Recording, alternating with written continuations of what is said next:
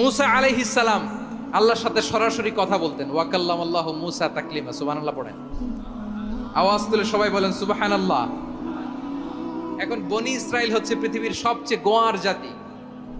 তারা বলে, মুসা তুমি যে আল্লাহর সাথে কথা বলো আমরা তো দেখি না, তুমি যে কথা বলো আমরা তো শুনি না, তো কি করতে হবে? বনি ইসরাইল বলে, আমাদের মধ্য থেকে 70 জন নিয়ে যাইতে হবে তোর পাহাড়ে।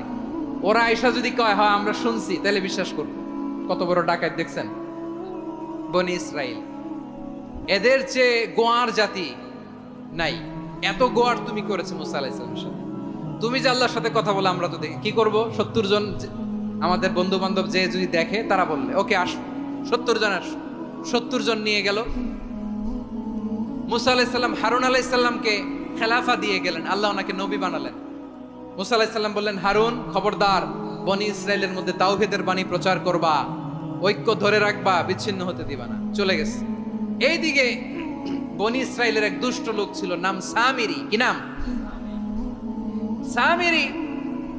সে সবাইরে বলল, তোমাদের স্বর্ণগুলো ফালাও। স্বর্ণগুলো ফেললো। বনি ইসরাইলের স্বর্ণগুলোকে গলিয়ে সে একটা গরুর বাচ্চা বানালো। গোবৎস। কিসের বাচ্চা? দেখেন গরুর পূজা কিভাবে শুরু হয় পৃথিবীতে প্রথম।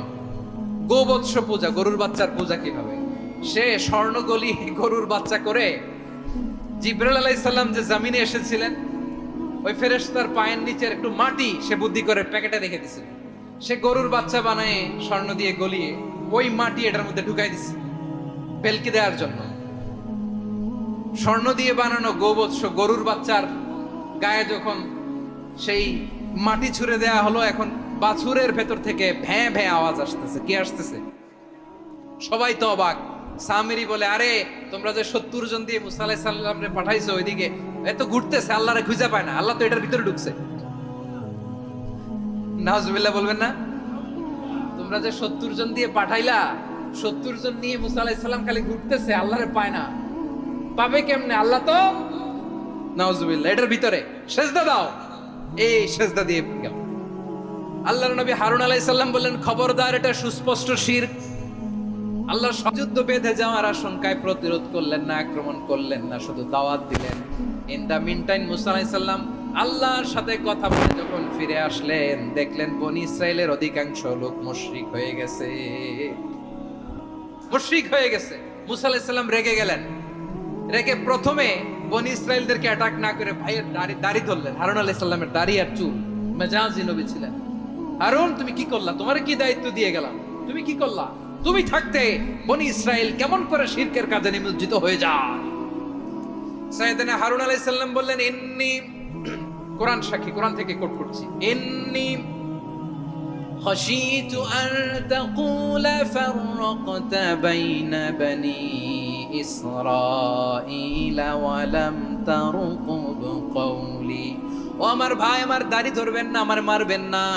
আমি ভয় করেছি, আমি ভয় পেয়েছি, না জানি আপনি বলেন তুমি কেন খাশিতু আন তাকুলা ফাররাকতা বাইনা বনি ইসরাঈল, আপনি এসে আমারে যদি বলেন তুমি কেন ঐক্য ধরে রাখলে না, কেন মারামারি হলো, কেন রক্তপাত হলো, তোমারে কি এই দায়িত্ব আমি দিয়ে দিয়েছিলাম? আমার কথার দিকে কি তুমি ভ্রুক্ষেপ করো নাই? আমি যে বলছি তাওহীদের বাণী প্রচার করবা আর ঐক্য ধরে রাখবা, আমার কথা কি শোনো নাই? আপনি আমারে ধমকাবেন, এই জন্য আমি প্রতিরোধ করি নাই, আক্রমণ করি নাই, গৃহযুদ্ধ আটকানোর জন্য, কিন্তু আমি দাওয়াত দিয়েছি। সুবহানাল্লাহ পড়েন। ঐক্য ধরে রেখেছেন। মুসা আলাইহিস সালাম মুহূর্তেই সামিরিকে আক্রমণ করলেন, অ্যাটাক করলেন, শাস্তি দিলেন।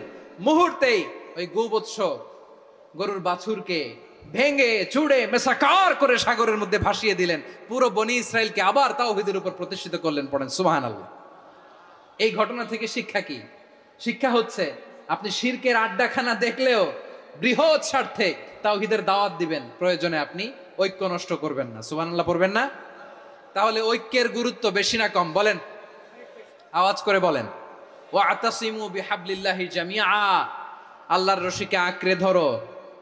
ওয়ালা তাফাররাকু, তোমরা বিচ্ছিন্ন হয়ো না। পেকুয়ার ভাইরা আওয়াজ করে বলেন তো, আদেশটা কার? এখন বলেন, আমাদের ঐক্যবদ্ধ জীবনের দরকার আছে না নাই?